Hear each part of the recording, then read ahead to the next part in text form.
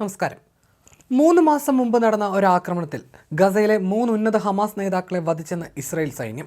ഗസയിലെ ഹമാസ് സർക്കാരിൻ്റെ തലവൻ റാഫി മുഷ്തഹ, ഹമാസ് പൊളിറ്റിക്കൽ ബ്യൂറോയുടെ സുരക്ഷാ പോർട്ട്ഫോളിയോ വഹിച്ചിരുന്ന സമേഹ് അൽ സിറാജ്, കമാൻഡർ സാമി ഔദേഹ് എന്നിവരെ വധിച്ചതായി ഇസ്രായേൽ സൈന്യം അവകാശപ്പെട്ടു. ഇസ്രായേൽ പ്രതിരോധ സേനയുടെയും ഇസ്രായേൽ സുരക്ഷാ ഏജൻസിയുടെയും സംയുക്ത ആക്രമണത്തിലാണ് ഇവരെ വധിച്ചത്.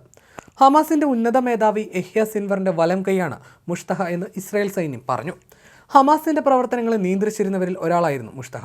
ഹമാസിന്റെ സേനാ വിന്യാസവുമായി ബന്ധപ്പെട്ട തീരുമാനങ്ങളിൽ നേരിട്ട് സ്വാധീനം ചെലുത്തുകയും ചെയ്തിരുന്നുവെന്നും സൈന്യം വ്യക്തമാക്കി. 2015 മുഷ്തഹയെ US ആഗോള തീവ്രവാദിയായി പ്രഖ്യാപിച്ചിരുന്നു.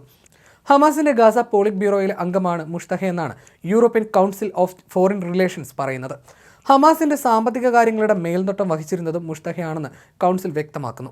സമേഹ് അൽ സിറാജ് പോളിറ്റ് ബ്യൂറോ അംഗവും സാമി ഔദേഹ് ഹമാസിന്റെ ആഭ്യന്തര സുരക്ഷാ ഏജൻസി തലവനുമായിരുന്നു. വടക്കൻ ഗസ മുനമ്പിൽ മുഷ്തഹയുടെ നേതൃത്വത്തിൽ ഹമാസ് നേതൃത്വത്തിന്റെ ഒളിത്താവളമായി പ്രവർത്തിച്ചിരുന്ന ഭൂഗർഭ കേന്ദ്രത്തിൽ വ്യോമാക്രമണത്തിലൂടെ മൂവരെയും വധിച്ചുവെന്നാണ് ഇസ്രായേൽ സേന അവകാശപ്പെടുന്നത്. മുഷ്തഹ ഹമാസിന്റെ ഏറ്റവും മുതിർന്ന നേതാക്കളിൽ ഒരാളെന്നും സേനാ വിന്യാസത്തിൽ തീരുമാനമെടുക്കുന്ന ആളായിരുന്നുവെന്നും ഇസ്രായേൽ സൈന്യം പ്രസ്താവനയിൽ പറഞ്ഞു. അതേസമയം ഇറാൻ ആക്രമിക്കാനുള്ള പദ്ധതികളുമായി ഇസ്രായേൽ ഭരണകൂടം ചർച്ചകളിൽ മുഴുകുമ്പോൾ മിസൈൽ അവശിഷ്ടങ്ങളെ കളിപ്പാട്ടമാക്കി കളിക്കുകയാണ് ഇസ്രായേലിലെ കുട്ടികൾ. ഇറാൻ അയച്ച മിസൈലുകളുടെ അവശിഷ്ടങ്ങൾക്കിടയിൽ സെൽഫി മത്സരവുമായി സമയം ചെലവഴിക്കുകയാണ് ഇസ്രായേലിലെ യുവാക്കൾ. നെഗവ് മരുഭൂമിയിലാണ് കുട്ടികളും യുവാക്കളുമെല്ലാം മിസൈൽ അവശിഷ്ടങ്ങൾ കളിപ്പാട്ടമാക്കുന്നത്.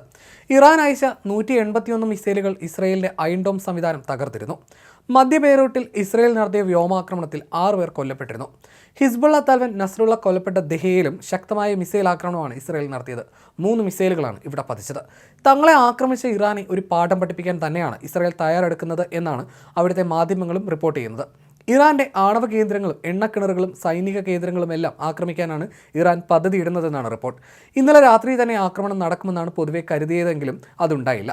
മധ്യപൂർവേഷ്യയിലുടനീളം നിരവധി പ്രശ്നങ്ങൾ സൃഷ്ടിച്ചേക്കുമെങ്കിലും ഇറാന് കനത്ത തിരിച്ചടി നൽകണമെന്ന് തന്നെയാണ് ഇസ്രായേലിലെ എല്ലാ രാഷ്ട്രീയ കക്ഷി നേതാക്കളുടെയും അഭിപ്രായം. ഇറാൻ ആക്രമിക്കുന്നതുമായി ബന്ധപ്പെട്ട രൂപരേഖ അമേരിക്കൻ സർക്കാരുമായി ഇസ്രായേൽ നേതൃത്വം ഇന്നലെ രാത്രി ചർച്ച നടത്തിയിരുന്നു. അതേസമയം ബ്രിട്ടൻ ഇസ്രായേൽ പ്രശ്നം വഷളാക്കുകയാണെന്ന് പരാതിയുമായി രംഗത്ത് വന്നു. ആയിരക്കണക്കിന് ബ്രിട്ടീഷ് പൗരന്മാരാണ് ഇപ്പോൾ ലെബനനിലുള്ളത്. ബ്രിട്ടൻ ഒരു കാരണവശാലും ഈ ആക്രമണം അംഗീകരിക്കാൻ കഴിയില്ലെന്ന് പ്രതിരോധ സെക്രട്ടറി ജോൺ ഹീലി ഇസ്രായേൽ പ്രതിരോധ മന്ത്രി യവ് ഗാലന്റിനെ അറിയിച്ചു. അതിനിടെ ലെബനനിൽ നിന്നുള്ള ബ്രിട്ടീഷ് പൗരന്മാരെ കൊണ്ടുള്ള ചാർട്ടേഡ് വിമാനം ഇന്നലെ രാത്രി ലണ്ടനിലെത്തിയിട്ടുണ്ട്. സഖ്യരാജ്യങ്ങളുടെ പിന്തുണ സ്വീകരിച്ച ശേഷം ഇറാനെ ഒറ്റയ്ക്ക് നേരിടാനാണ് ഇസ്രായേൽ തീരുമാനിച്ചിരിക്കുന്നത്. ഹിസ്ബുള്ളയുമായി നടന്ന ഏറ്റുമുട്ടലിൽ 8 ഇസ്രായേൽ സൈനികരാണ് കൊല്ലപ്പെട്ടത്. കഴിഞ്ഞ 2 ആഴ്ചയായി ലെബനനിൽ ഇസ്രായേൽ നടത്തിയ ആക്രമണത്തിൽ ഇതേവരെ 1263 പേരാണ് കൊല്ലപ്പെട്ടത്. ഇസ്രായേലിന് തങ്ങൾക്ക് പേടിയില്ല എന്ന് ഇറാൻ ആവർത്തിച്ച് വ്യക്തമാക്കുമ്പോഴും അവർ ഇതിനോടകം പലരുടെയും പിന്തുണ തേടാനുള്ള ശ്രമം തുടരുകയാണെന്നും സൂചനയുണ്ട്. ഇതിനിടെ ഗാസയിൽ ഇസ്രായേൽ വീണ്ടും ആക്രമണം ശക്തമാക്കിയിരിക്കുകയാണ്. ഒരു ഇടവേളയ്ക്ക് ശേഷമാണ് ഇസ്രായേൽ ഹമാസിന് നേരെ ഗാസയിൽ ആക്രമണം നടത്തുന്നത്.